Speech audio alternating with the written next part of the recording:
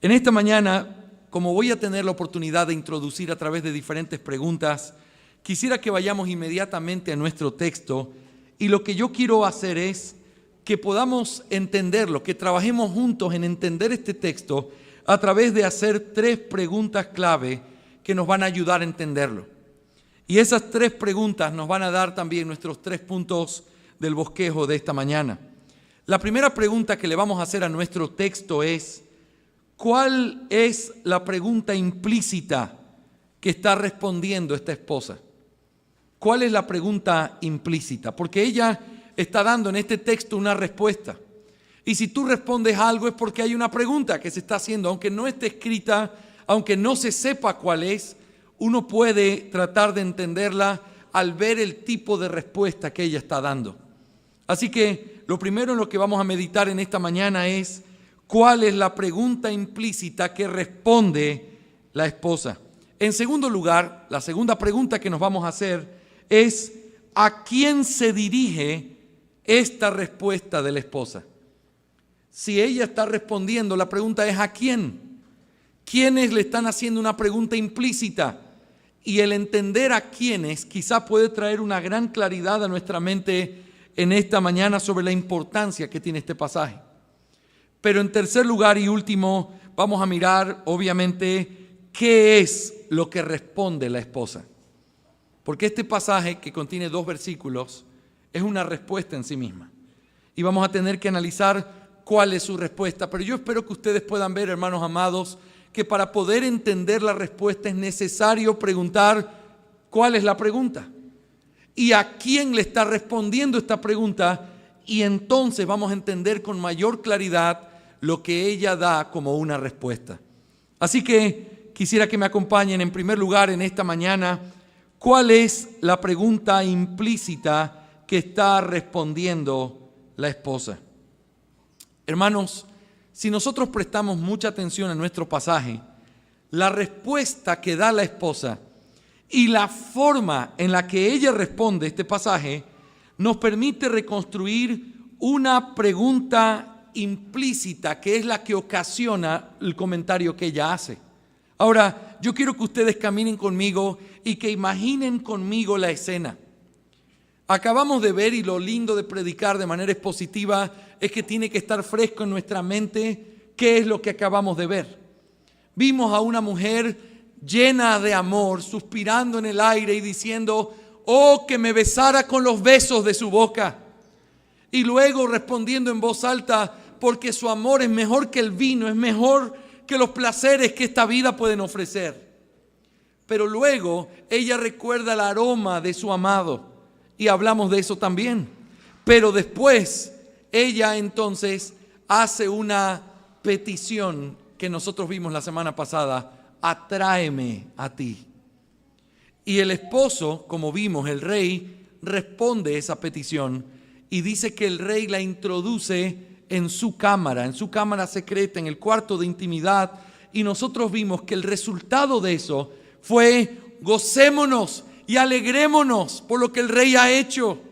Ahora, todos estamos claros hasta ahí. Ahora yo quiero que tú imagines conmigo. Ella está saliendo de ese momento de cercanía profunda con este rey.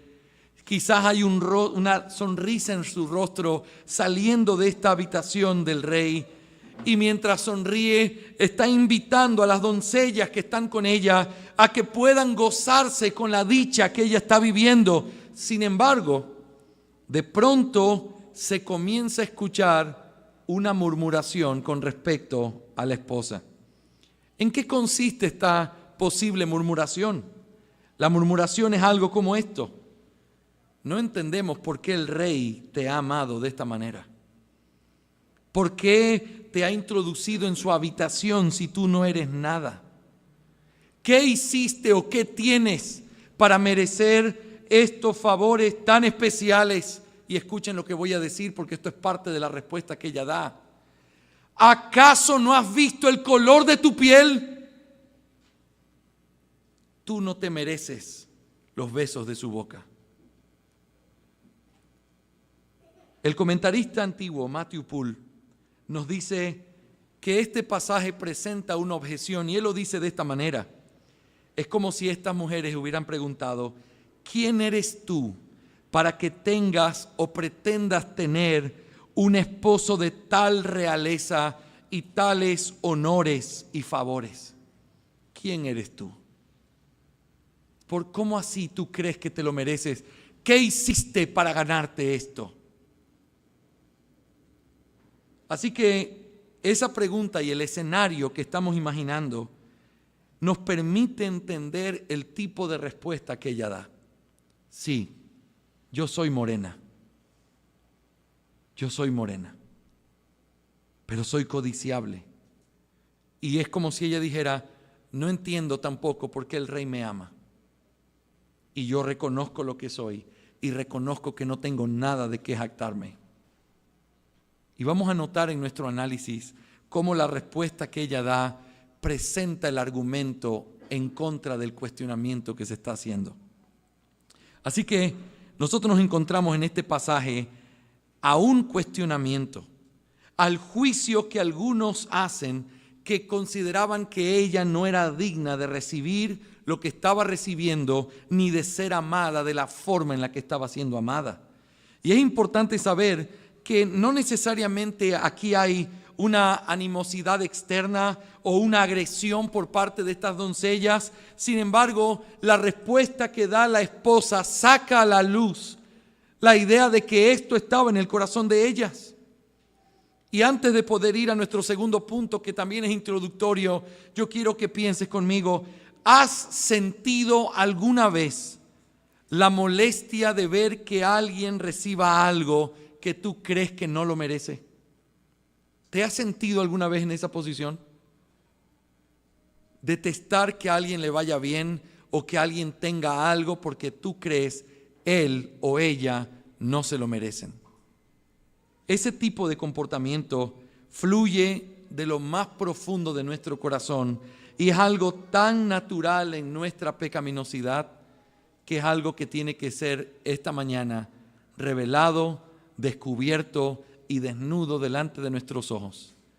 Porque aunque claramente nosotros somos parte de esa esposa, nosotros podríamos ser parte también de esas doncellas que piensan: tú no mereces lo que tienes, no mereces su amor, no mereces lo que Él ha hecho contigo ni lo que Él hace. Y es algo en lo que nosotros vamos a tener que pensar de manera práctica a lo largo de este sermón. Pero eso me lleva a una segunda pregunta que es parte también de nuestro bosquejo. Hemos dicho, ¿cuál es la pregunta implícita? La pregunta implícita es: ¿cómo hiciste? ¿Qué tienes tú? ¿Cómo así que el rey te ama? ¿Acaso no sabes? ¿No has visto el color de tu piel? ¿No has visto que no eres deseable externamente? Pero entonces eso me lleva a una segunda pregunta, y es: ¿a quién le responde la esposa? ¿Quiénes están haciendo este cuestionamiento? El texto claramente muestra que hay un cambio de audiencia aquí, o por lo menos nos muestra de manera específica que ella está hablando con una gente específica. Porque ella dice: morena soy, y luego el texto dice: hijas de Jerusalén. Es decir, claramente el texto nos muestra que ella se está refiriendo a estas hijas de Jerusalén. En el pasaje lo más probable es que sea una manera de referirse a la corte de doncellas que venían con ella, a la cual nosotros ya hemos hecho alusión en muchos de los sermones que hemos predicado. Por ejemplo, déjame darte un ejemplo aquí. Mira conmigo el texto bíblico en Cantares y vuelve conmigo al versículo 1:2. Estas doncellas, a las que ahora llama hijas de Jerusalén, son las doncellas a las cuales la esposa expresó el anhelo de que ella quería los besos de su amado. Oh, si él me besara con los besos de su boca. Pareciera como si se lo estuviera diciendo en voz alta a alguien que puede oírla. Estas doncellas también aparecen en el versículo 3, porque es a la que se recuerda: por eso las doncellas te aman. Ella no está sola en todo esto que hemos visto en los primeros versículos. Está acompañada de un grupo de doncellas que caminan con ella. Ellas son también las que aparecen en el versículo 4 que vimos la semana pasada, cuando dice: correremos en pos de ti. Habla en plural y notamos que eso muestra una forma de hablar de toda ella y el séquito de mujeres que venían con ella. Así que sabemos en esta historia o en este poema de quién está hablando. Está hablando de las doncellas que están con ella, que suspiran por ese mismo rey, que han olido el aroma del rey y saben lo que eso significa. Lo aman, lo conocen, anhelan su cercanía, y es a ellas a quienes está respondiendo esta pregunta implícita. Ahora, pero dado que nosotros hemos dicho desde el principio que este poema es una alegoría, porque no está hablando de Salomón de manera directa o clara de su historia, sino que está hablando de Salomón tomando ciertamente de lo que él mismo había vivido, pero poniéndolo en un nivel superior, llevándolo a un tipo de amor en el que el Espíritu Santo lo conduce a escribir el amor de Dios por su iglesia o de Dios por su pueblo. Por lo tanto, si nosotros entendemos que ese es el tipo de libro o literatura que estamos leyendo, la pregunta sería, entonces, ¿cómo deberíamos interpretar quiénes son estas doncellas? ¿Quiénes son estas hijas de Jerusalén que están haciendo este cuestionamiento y a quien la esposa está respondiendo de una manera clara? Bueno, quiero decirles dos cosas importantes. En primer lugar, las hijas de Jerusalén es una referencia a creyentes.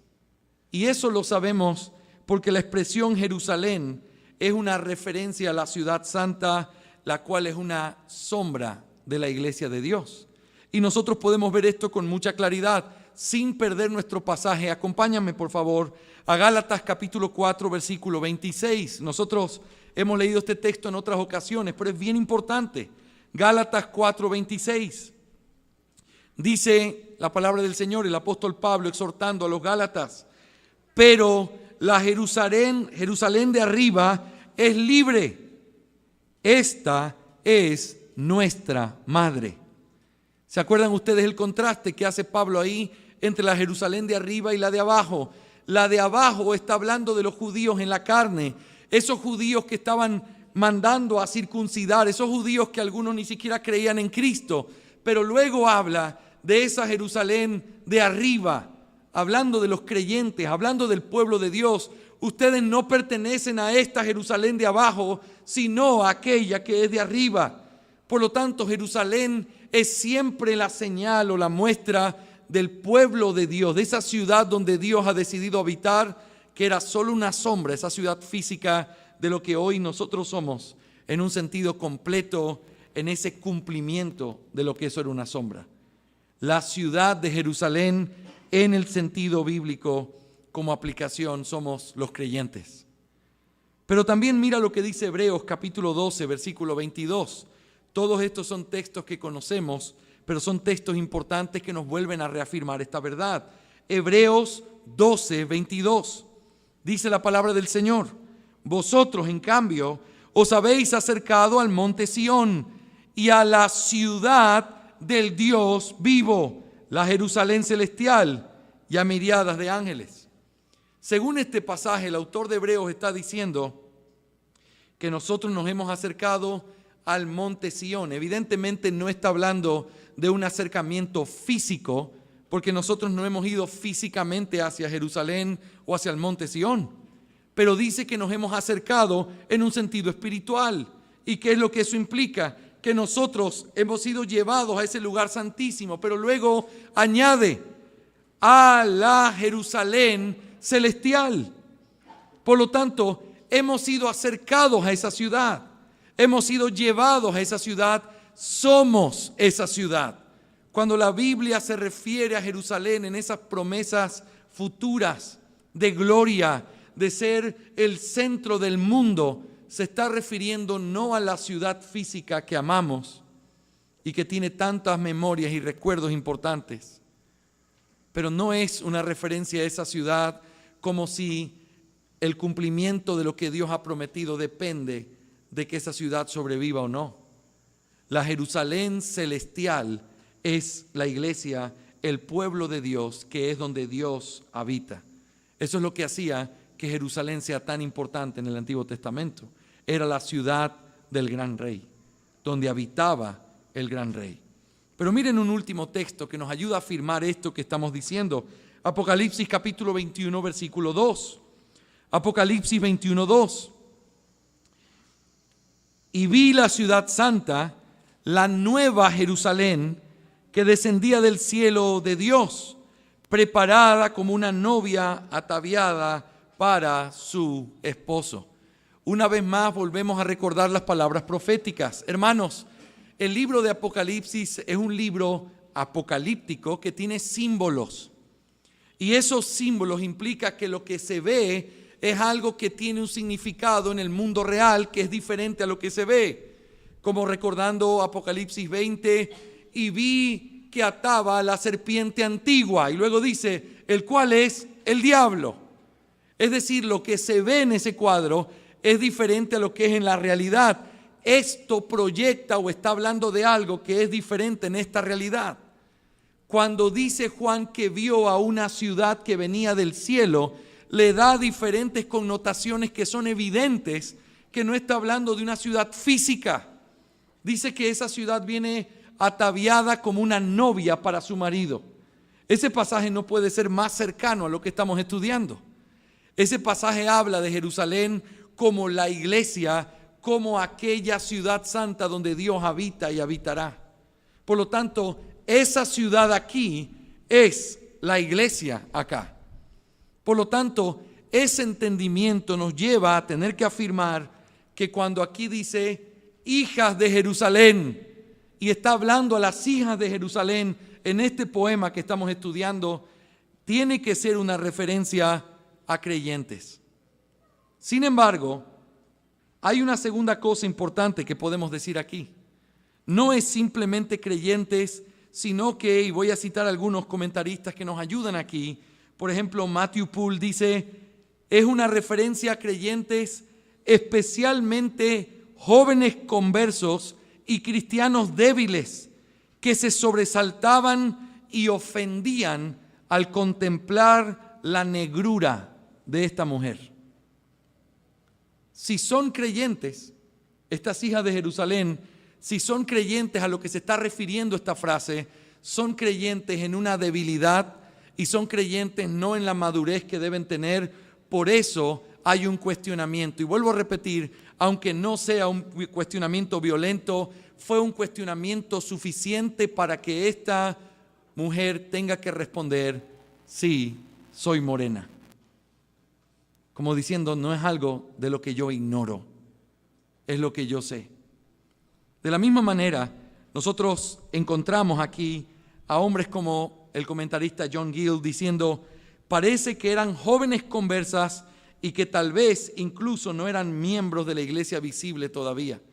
Es como si estuviera hablando de aquellos que se acercan a la iglesia, viven cerca de la iglesia, pero no tienen un entendimiento claro todavía de lo que es la gracia de Dios, ni de cómo Dios pudo amar a gente tan imperfecta como nosotros. Quiero que todos me escuchen con muchísima atención. Escúchenme, chiquitos, también ustedes, niños, con mucha atención. Hermanos, ¿por qué es tan importante identificar, antes de ver la respuesta, por qué es tan importante identificar quiénes son estas hijas de Jerusalén? Porque estas hijas de Jerusalén podría estar hablando de ti y de mí. Podría estar hablando de ese tipo de queja o de conflicto que tenemos al ver cómo nosotros miramos a otros. No tenemos la mirada correcta, no tenemos la percepción correcta y seguimos asombrados de que Dios pueda amar a alguien como tú. Tienes tantos defectos. Tu piel es tan oscura como todos los pecados que puedes llevar encima. Yo no entiendo cómo el Rey te puede amar. Yo no entiendo cómo puedes ser tan amado, querido, admirado, llevado a ese cuarto de intimidad, siendo lo que eres. Por eso estos comentaristas dicen que el hecho de que ellas sean tropezadas por la negrura de esta mujer, por la negrura de su piel, muestra que ellas no tenían un entendimiento completo ni correcto. Por eso, si es que son creyentes a lo que se refiere, son creyentes inmaduros, débiles, que cuestionan el amor de Dios por su pueblo, porque no lo pueden entender desde la perspectiva más completa que es la gracia de Dios. Eso nos lleva a nuestro tercer y último punto, pero el más extenso, por supuesto, porque vamos a mirar qué es lo que ella dice aquí. Así que, ¿qué es lo que ella responde? ¿Acaso no te has visto? ¿Acaso no sabes lo que eres? ¿Acaso no entiendes que el rey es mucho para ti? Entonces ella va a responder en estos 2 versículos con 3 cosas principales. Este tercer punto, quiero decirles que hay 3 cosas principales dentro de esa respuesta. En primer lugar, ella va a hacer una descripción de lo que ella es. Y eso es un reconocimiento de lo que es. En segundo lugar, ella va a hacer también una petición. Pero no repares en que yo sea morena. Y en tercer lugar, ella va a hacer una explicación de por qué ella es morena. Así que estas 3 cosas son parte de la respuesta que ella da. Una descripción, una petición y una explicación. En primer lugar, consideremos esta descripción que ella hace de quién es. Y quiero que notes cómo empieza el texto del versículo 5. Morena soy. Y luego dice, pero codiciable como las tiendas de Cedar, como las cortinas de Salomón. Quiero hacer un paréntesis aquí, quiero decirte esto. Aunque ya estoy en el punto 3, no quiero que te marees. Ahora recién empezamos la exposición de este texto. Pero era necesario introducir eso para entender la importancia que tiene lo que ella va a decir ahora. Así que en primer lugar, esta descripción contiene 2 cosas que ella está clara que ella es. La primera es que ella reconoce que es morena. Pero en segundo lugar, ella reconoce que es codiciable. Y la forma en la que aparece en el texto hebreo muestra un contraste bien marcado. Sí, soy morena, pero codiciable. Y vamos a tratar de explicar qué es lo que esto significa.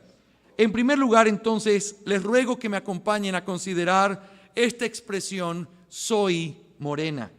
No crean que no he visto en más de uno esto está raro, pastor, ¿y qué tiene de malo ser morena? Bueno, quiero decirles algo, no tiene nada de malo. Simplemente que en este texto, la forma en la que lo está usando no es el tipo de morena de piel natural morena, que es parte de la bendición y de la forma tan colorida y grande que Dios hace su preciosa creación. Aquí lo que está hablando es de alguien que no tenía ese color, pero que por causa de cosas que va a decir después, se oscureció. Y esa idea de oscurecerse es lo que ha llevado a que los comentaristas puedan pensar que ella está hablando de su condición como una condición pecaminosa y una condición en la que realmente no tiene nada que ofrecer externamente. Así que no estamos hablando aquí del color de piel, estamos hablando aquí de un color de piel que se oscurece por causa de ciertos patrones. La esposa hace un reconocimiento de lo que se está diciendo de ella es verdad. Ella no está argumentando. Quizás ella siente las miradas, quizás ella siente el desprecio, que no te has visto, que no sabes quién eres, que no sabes qué color de piel tienes. Y es como ella dijera, yo estoy completamente consciente, soy morena, sé cuál es el color de mi piel, sé cuál es mi realidad. La palabra que ella utiliza aquí, que en nuestras versiones en español está bien traducida como morena, es el adjetivo negra. Es esa la palabra que usa, negra, para referirse a su color de piel.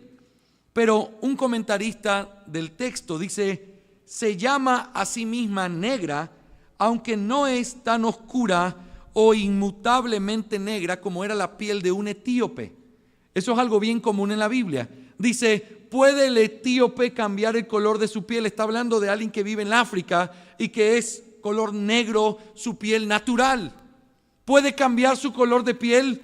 No, esa es la forma en la que aparece en la Biblia. No está usando esa palabra.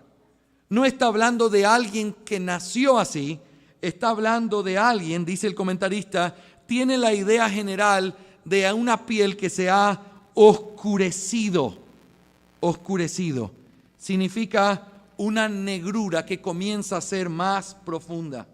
Por lo tanto, los comentaristas han entendido que esta negrura o el hecho de que la tez de su piel era ahora morena, era un reconocimiento que ella estaba haciendo, hablando de la iglesia, del pecado, tanto en su naturaleza, pero también en su historia.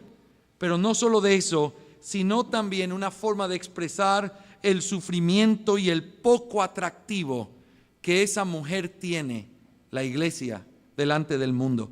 Quiero que me escuchen con mucha atención, porque esto es un tipo de literatura diferente que necesita ser explicada con claridad.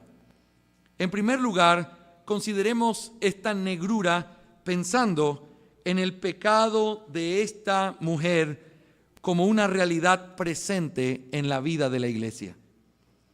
Hermanos, el hecho de que ella diga, soy morena, está reconociendo una realidad que ella tiene. Y como está hablando la iglesia, entendemos que eso puede ser una referencia al hecho de que el pecado es una realidad en la vida de la iglesia. Escúchame bien, el pecado mora en cada creyente. Y a veces los creyentes son vencidos y son llevados cautivos por ese pecado. Siempre está presente en ellos. Los creyentes llevan esa carga de cuerpo de pecado y de muerte y no se pueden librar de ese pecado durante esta vida. El hombre más santo y justo entre nosotros sigue siendo un pecador.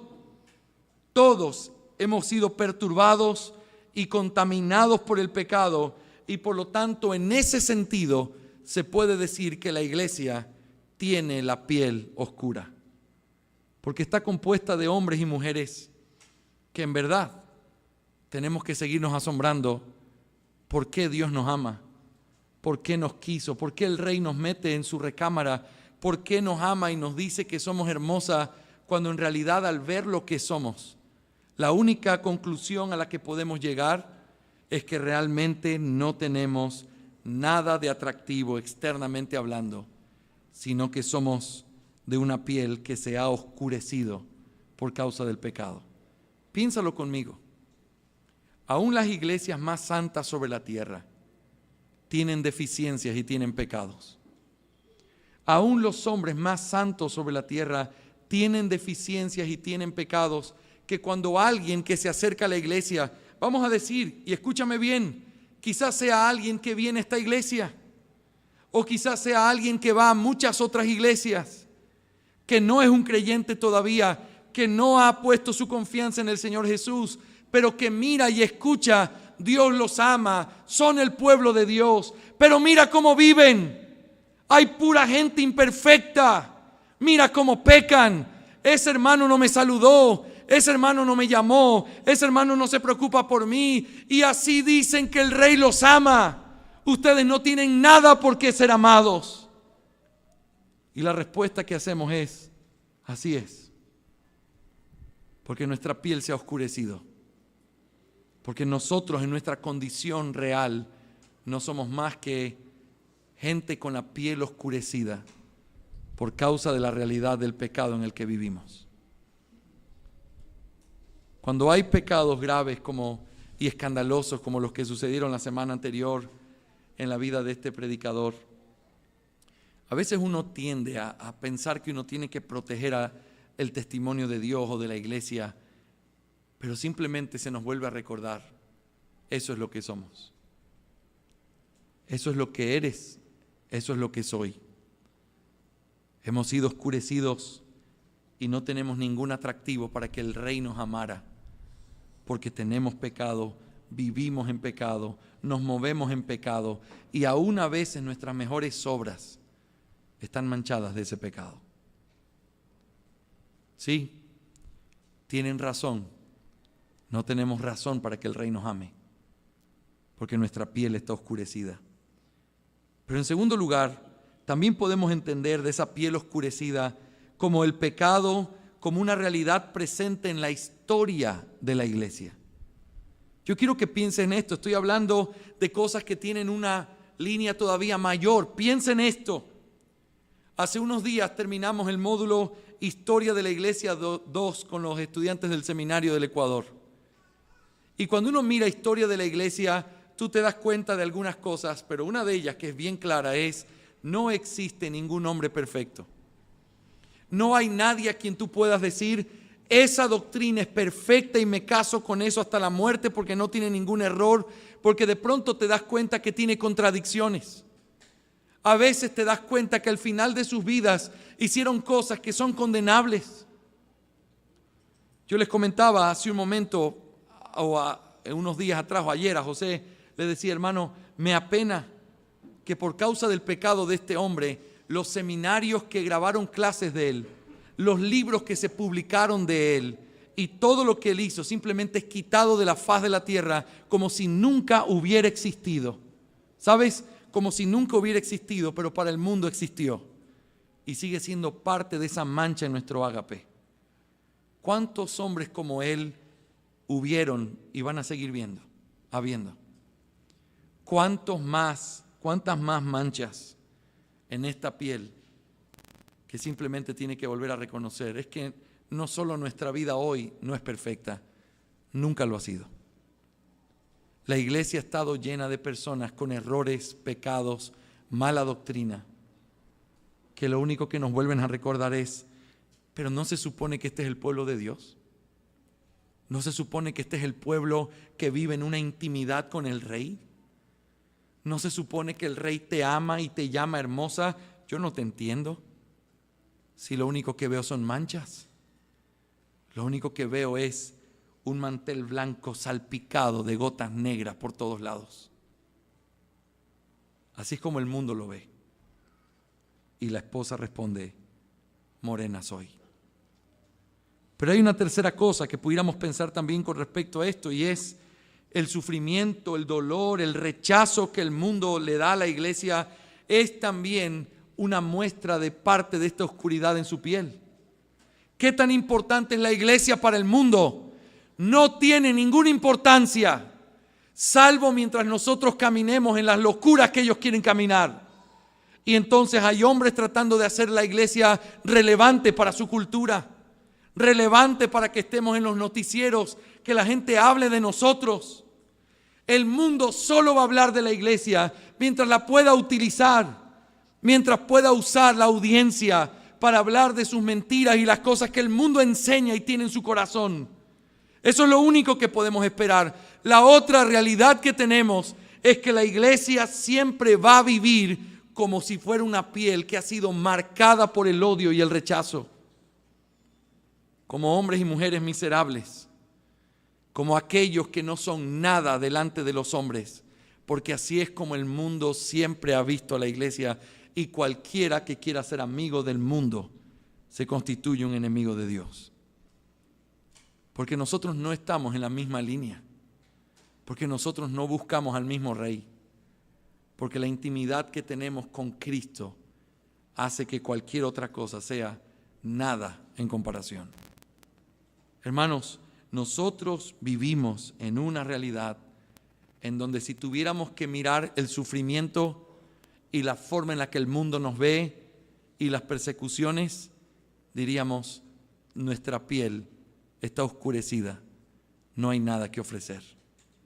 No somos los más ricos, ni los más sabios, ni los mejores. Morena soy. Y si a ustedes les asombra, también nos asombra a nosotros que a pesar de eso, Dios nos ame. Así que esas son las tres cosas que podemos entender con respecto a morena. Morena como una piel que ha sido oscurecida por la realidad del pecado presente, por la realidad del pecado en la historia, también por la miseria, persecución y dolor que la iglesia ha tenido que vivir. Escuchen, la iglesia no tiene un atractivo externo. Morena, piel oscurecida, no digna de ser amada, ni reconocida, ni valorada por el Rey. Pero no es la única manera en la que esta mujer se presenta, sino que dice, morena soy, pero codiciable. Y esa palabra codiciable es una palabra muy importante porque ella muestra, sí, ella reconoce su bajeza, ella reconoce que no tiene atractivo, pero también reconoce que ella es atractiva para el rey. Sí, no soy atractiva en lo que tú ves. Quizás no tengo nada que ofrecer externamente. Quizás tienes razón en cuestionar por qué Él me ama. Pero una cosa te voy a decir, pero me ama. A pesar de lo que soy, a pesar de lo que tengo, a pesar de cómo me ves, a pesar del color de mi piel, para Él soy hermosa, para Él soy codiciable, para Él soy su amada. Y esa palabra tan importante que aparece aquí es una palabra que simplemente puede ser traducida como hermosa, bella, deseable, con rasgos agraciados y una simetría y una proporción justa. Eso es lo que significa la palabra hebrea. Sí, soy morena, pero soy hermosa delante de Él. Soy deseable delante de Él. Por lo tanto, si el ser morena es un recordatorio de su pecado y de que no tiene ningún atractivo y de la miseria en la que se ha desarrollado su existencia, el ser codiciable o ser hermosa es un recordatorio de la gracia que esa mujer recibió y por la cual es tan amada por el Rey. Muchos han comentado este libro a través de la historia, ustedes lo saben porque lo hemos hablado, pero estas frases son conocidas y, por ejemplo, voy a citarte dos en la historia. Agustín de Hipona dijo, hablando de esta frase, y quizás lo entiendas en este latín tan cercano al español, nigra per naturam, formosa per gratiam. Lo que eso significa es morena por naturaleza, hermosa por gracia. Ambrosio dijo, fusca per culpam decora per gratiam, oscurecida por la culpa, decorada por la gracia. Ese es el gran contraste que nosotros encontramos en este pasaje. Sí, hay pecado, sí, hay algo que hace que no seamos deseables ni que tengamos nada que dar, pero sí también hay algo que Él ha visto y hay una razón por la cual somos codiciables. ¿Cómo podemos entender entonces la palabra codiciable desde esta perspectiva? En primer lugar, hermanos, la palabra de Dios nos enseña que la obra del Padre fue escogernos precisamente para que seamos codiciables, hermosos, deseables. Mira conmigo, sin perder nuestro pasaje, Efesios capítulo 1, versículo 4, un texto que conocemos. Efesios 1:4. Efesios 1:4 dice, según nos escogió en Él antes de la fundación del mundo, y nota, ¿para qué? Para que fuésemos santos y sin mancha delante de Él. Te pregunto, ¿así nos encontró? ¿Así nos escogió? No, para eso nos escogió.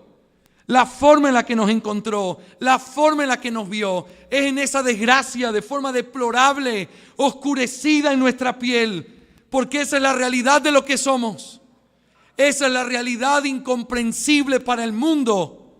¿Cómo puede ser que Dios ame a un pueblo así? Es porque aunque somos oscuros en nuestro exterior, Él nos hizo codiciables en nuestra alma.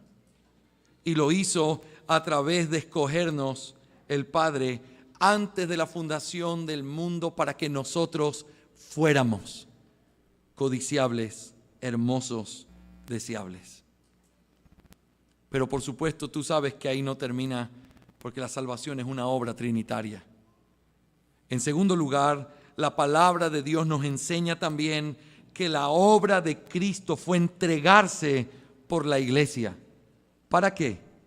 Para convertirla en una esposa codiciable, hermosa y deseable. Mira conmigo Efesios capítulo 5, versículos 25 al 27. Efesios 5, 25 al 27. La palabra del Señor dice en este texto: maridos, amad a vuestras mujeres, así como Cristo amó a la iglesia. Y quiero que notes esto: y se dio a sí mismo por ella para santificarla, habiéndola purificado por el lavamiento de agua con la palabra, a fin de presentársela a sí mismo, una iglesia en toda su gloria, sin que tenga mancha, ni arruga, ni cosa semejante, sino que fuera santa e inmaculada. ¿Para qué murió Cristo? ¿Sabes para qué? Para que esa novia que le había sido entregada por el Padre, que lo único que tenía era una tez oscurecida por su realidad, fuera amada de tal manera que a través de su obra de expiación en la cruz fuéramos codiciables, hermosos, deseables. Él nos hizo eso. No lo éramos. Por naturaleza, culpables, oscurecidos, pecaminosos, sin nada que ofrecer. Por gracia, codiciables, deseables, hermosos, gracias a la obra que Él hizo. Pero en tercer lugar, la palabra de Dios también nos enseña que la obra del Espíritu Santo es perfeccionar las buenas obras de los santos, a fin de que en aquel día seamos una esposa codiciable, hermosa y deseable. Por el tiempo no vamos a ir, pero en Apocalipsis 19, 7 al 8 dice esto: regocijémonos y alegrémonos y démosle a Él la gloria, porque las bodas del Cordero han llegado y su esposa se ha preparado, y a ella le fue concedido vestirse de lino fino. ¿Te suena ese pasaje o no? Resplandeciente y limpio, porque las acciones justas de los santos son el lino fino. ¿De qué está vestida esa mujer que es preparada, hermosa, para poder encontrarse con su marido? De un traje de lino fino, que no es otra cosa que las obras perfeccionadas de esos santos imperfectos. ¿Sí? Oscuros, negros, sin nada de atractivo, pero amados por Él, porque Él nos hizo agradables, hermosos, codiciables. Escucha las palabras de este comentarista uniendo estos dos conceptos. Por muy negros que sean los creyentes ante los ojos del mundo, ciertamente son hermosos a los ojos de Cristo, quien a menudo en este cántico llama a su iglesia su hermosa, la más hermosa entre las mujeres. Pero por muy indeseable que fuera para los demás, era muy deseable para Él. Sus ojos, sus mejillas, sus labios, sus dientes, su cabeza, su cabello, su cuello. Todo eso es elogiado y alabado por el novio. Tanta belleza y hermosura aparecían en ella que su corazón incluso se enamoró de ella, mientras él la considera hermosa. No importa la opinión que otros tengan de ella. Eran elogiados y alabados por él. Tanta belleza y hermosura aparecían en ella que su corazón estaba encantado con ella, mientras él piense eso de la iglesia. No importa lo que nadie más pueda pensar. En esta comparación, ella utiliza figuras de lenguaje sencillas. Dice, soy morena, pero codiciable. Y luego dice, como las tiendas de Cedar. Y luego dice, como las cortinas de Salomón. Algunos lo han tratado de entender de diferentes maneras, pero creemos que esto se refiere, como las tiendas de Cedar, se refiere a esa parte oscura, sin atractivo. Cedar fue el segundo hijo de Ismael y su descendencia tuvo que habitar en el desierto. Y ellos se dedicaron a apacentar ganado y entonces habitaban en tiendas que eran hechas de pelo de animales, pelo de cabra, a los cuales les daba el sol todo el tiempo. Yo quiero que pienses, ¿qué tan atractivo un campamento así? Y eso lo único que hacía era oscurecerse más y más y más a medida que pasaba el tiempo. Así soy de oscura. Pero luego dice, pero soy codiciable, y utiliza como ilustración las cortinas de Salomón. Y no necesitamos profundizar mucho aquí para pensar en toda la riqueza, la fama, lo esplendoroso de las cosas que tenía Salomón. Así de codiciable soy. Así como esa casa que todos quisieran tener, así como esa habitación adornada de la forma que todos quisieran tener, así soy yo para Él. Hermanos, por naturaleza culpables, por gracia adornados, por naturaleza oscurecidos, por gracia hechos bellos y adorables para Él. La obra de Dios no consiste solamente en que nos amó, sino que nos hizo amables. Veo entender, alguien digno de ser amado. La obra de Dios no es solamente que entregó su vida por nosotros, sino que nos hizo su familia y nos acercó a Él de una manera que ahora no somos lo que éramos. Somos oscuros, pero somos codiciables para Él. En segundo lugar, no solamente hace una descripción, sino que también hace una petición. Y esa petición tiene que ver con cómo debían mirarla. ¿Cómo debían mirarla? Dice el texto en el versículo 6, la primera parte, no reparéis en que soy morena. Noten, ya explicó lo que es, ya lo reconoció. Sí, soy morena. Sí, no entiendo por qué el rey me ama, pero una cosa te voy a decir, pero soy codiciable para Él. Y eso es lo único importante. Él me ama, Él me mira así. Pero luego en el versículo 6 es como si volviera a enfatizar, pero no me mires así por ser morena. Y es aquí en donde encontramos esta petición. Déjame leerte, y estoy leyendo comentaristas para que puedas ver que es algo que muchos han acordado y entendido que se tiene que ver así. Matthew Henry dice que esta frase significa: no me mires con desprecio porque soy morena. Matthew Poole dice que esta frase significa: no me miréis con asombro y desdén a causa de mi negrura. En los dos casos, la petición que está haciendo esta esposa es que no la miraran de una manera equivocada por causa de lo que era, sino que la miraran a través de los ojos de lo que su amado miraba. En otras palabras, mírame con misericordia. No me mires por lo que soy externamente. Hermanos amados, y quiero que me permitan, quizás esta es la parte más aplicativa de nuestro sermón, pero quiero que me escuches con atención. Y quiero que pienses, si tu corazón se llena de jactancia, si tu corazón se llena de esa molestia hacia tu hermano o hacia tu hermana, si tu corazón se llena de esa molestia de pensar: yo no sé por qué el rey te ama, no tienes nada apetecible en ti, lo único que veo es despreciable, todo lo que haces está mal. Yo te ruego que escuches este clamor. No me mires así por ser morena. No me mires así por lo que tú puedes mirar, porque hay otra forma de verme también que no es como el rey me ve. ¿Por qué no me miras como Él? ¿Por qué no me miras con esa misericordia y esa forma de tratar de abrazarme así como Él lo hace?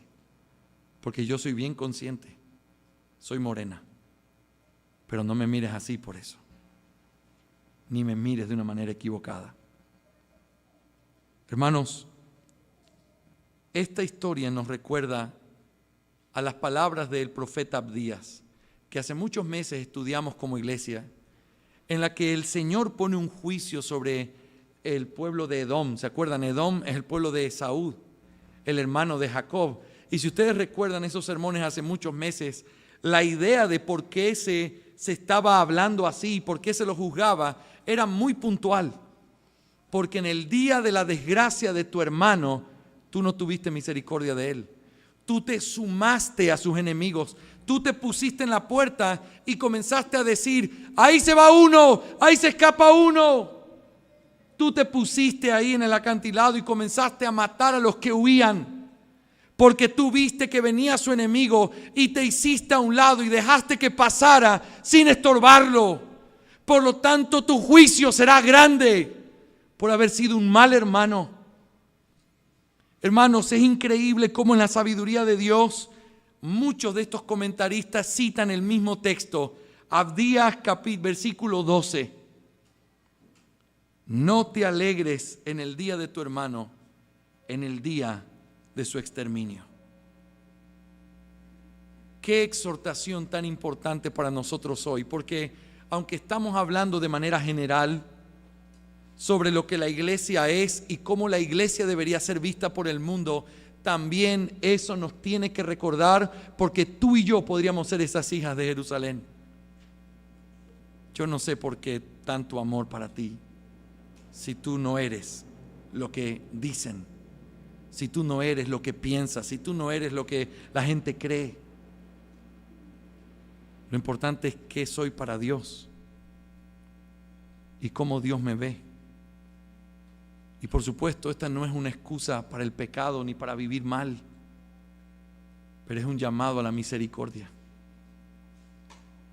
Porque si tan solo regresas a mirar un poquito tu mano, te vas a dar cuenta que también tu piel está oscurecida,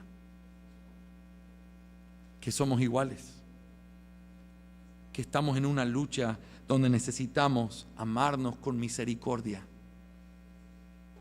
porque precisamente no es por algo que nosotros tengamos que este Rey nos amó. Es solo su misericordia. Y es muy fácil olvidarse de eso cuando crees que mereces esa misericordia. Yo sí sé por qué Dios a mí me ha perdonado, pero a ti sinceramente no sé por qué. Yo sí entiendo por qué Dios me permite estar en esta iglesia y ser parte, pero a ti sinceramente yo no tengo razones para defender eso. No sé por qué el Rey te ama.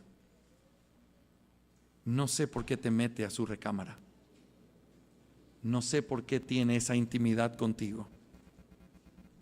¿Acaso no ves tu piel? Hermanos, es un llamado a mirarnos con esa misericordia con la que Dios nos ve. Miramos nosotros con la sensación de que otros no son dignos de recibir lo que tienen, de ser amados por el Rey como lo son. Su apariencia es demasiado escandalosa como para pasarla por alto. Finalmente, hay una explicación de por qué ella es así. Y esto es simplemente parte de lo que ya hemos visto. El hecho de que ella dé 3 razones simplemente nos repite lo que ya vimos. ¿Por qué ella es morena o qué significa eso? Porque el sol me miró, habla de su propia condición, del trabajo en el que vive, que oscureció su rostro. Porque los hijos de mi madre se airaron contra mí. Es un recordatorio de la persecución, de la negrura que hay, que no hay nada que el mundo anhele de nosotros. Y me pusieron a guardar las viñas, y mi viña que era mía no guardé. Habla de su condición de pecado, de incapacidad. Esta mujer es consciente que en sí misma no tiene nada, pero es consciente que aun cuando no lo entienda, no lo pueda pagar, el Rey la ve como si fuera la más hermosa de todas las mujeres. Hermanos, la iglesia, dice un comentarista, es a veces negra por la persecución, pero hermosa por causa de la paciencia, de la constancia, de la consolación. Y no por ello menos amable a los ojos de Cristo. Es negra en la opinión de los hombres, pero hermosa en la estima de Dios. Negra o oscurecida en algunos que son un escándalo para ella, pero hermosa por causa de aquellos que son sinceros. Los verdaderos creyentes son oscuros en sí mismos, pero son hermosos delante de Cristo.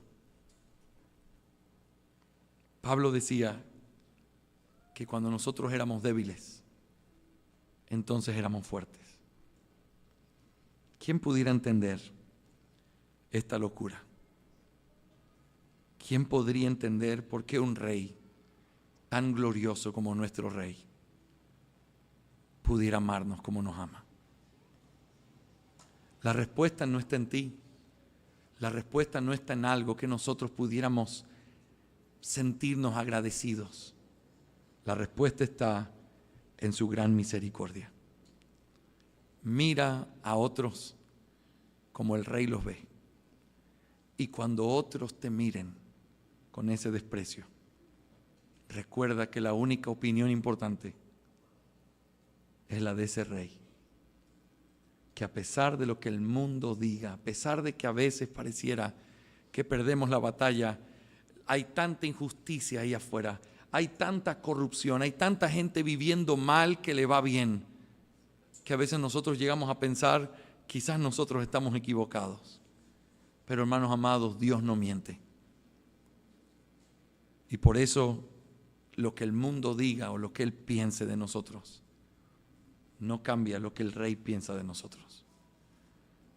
Que ese amor no nos inflame en un orgullo pecaminoso, sino nos humilla a reconocer, sí, soy morena, pero Él me hizo codiciable. No tengo nada que ofrecer, pero Él me hizo tener todo lo que necesito tener para que Él encuentre su complacencia en mí. ¿Cómo puede ser que un rey así nos ame? Lo único que tenemos es nuestra vida para vivir honrándole hasta el último día por ese amor. ¿Quién soy yo para que un rey muriera en mi lugar?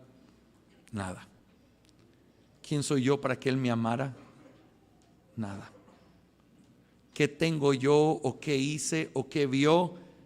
Nada. Oscuridad y negrura, eso es todo lo que vio. Pero nos vio y hizo en nosotros y sigue haciendo en nosotros todo lo requerimos para poder ser agradables delante de su presencia. Que el Señor nos ayude a vivir así y a mirarnos así para su gloria. Amén. Vamos a orar y vamos a terminar. Amado Señor, gracias por permitirnos tomar este texto tan precioso de recordarnos lo que somos. Ten misericordia de nosotros, Señor. Gracias por habernos mirado cuando nadie más tenía nada que mirar. Y gracias por habernos hecho, a pesar de nosotros, el objeto de tu amor. Te amamos, nuestro Rey. Y gracias porque a pesar de lo que somos tuya. Somos tu iglesia, tu amada iglesia.